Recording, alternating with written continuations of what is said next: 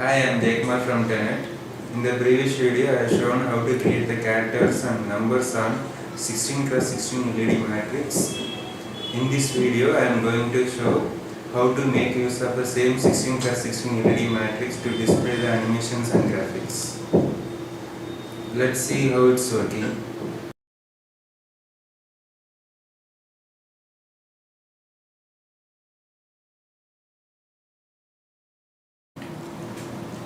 As you are watching some animation stuff, you can create your own graphics with the help of GLCD font creator software.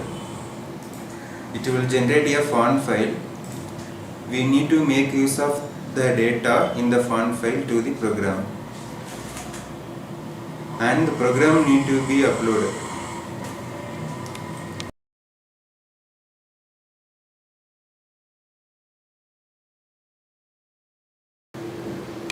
Thank you for watching this video. For more information, please log on to www.tenettech.com.